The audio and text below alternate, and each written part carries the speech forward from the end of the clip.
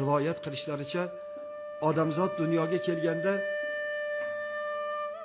jumlai jonzotlarga umr tarqatilayotganda odamzodga 25 yil umr ajratilgan ekan. Mana Alloh kechirsin, agar mabodo shu rivoyatda so'zlarim noo'rin bo'lsa, shunda odamzodni chaqirib so'ragan ekanlar, 25 yil umr berdim, senga ma'qulmi desa, odamzod noligan ekan, 25 yil bu juda ham qisqa umr-ku deganida,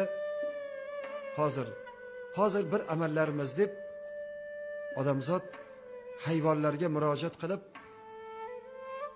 eshak degan jonzotni oldilariga chaqirib, senga 40 yil umr berganman desa, eshak so'ragan ekan, mani vazifam nima?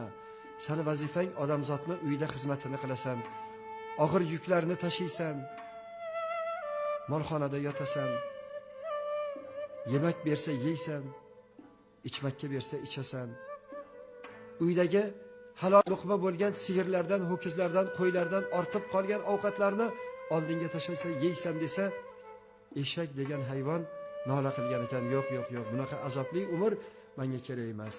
Yarmini oling deganda 20 yil eshak degan hayvon umrini olib odamzodga qo'shib, yoshini 45 ga chiqazib qo'ygan ekanlar. Yana nolibdi, bu umr kam, dunyo go'zal, yashash undan go'zal deganlarida, it degan hayvondan senga 40 yil umr berdim.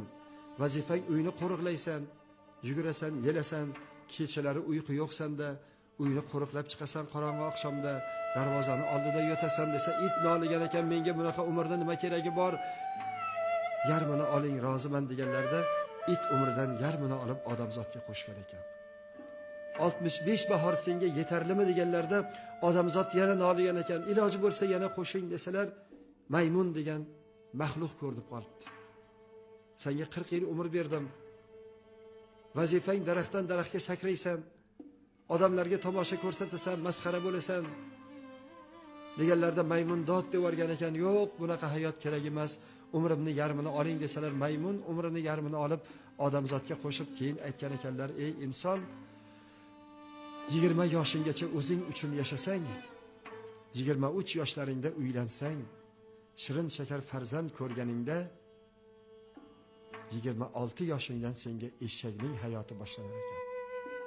Qo'pol qilib aytganda, eshakday yugurib, topgan tutganingni uyingga tashiysan, bolam chaqam deb yugurasan, ko'z ochib yumguncha 20 yil davring o'tib ketib qolar ekan. 45 ga kirganingda bolalaringni ham yoshi 20 ga, 18 ga kirib qolganda, itga o'xshab bolalarimizga hururkanmiz, hoy bolam u yoqqa borma, hoy kech kelmagan, hoy bolam yaxshiga yondashgin.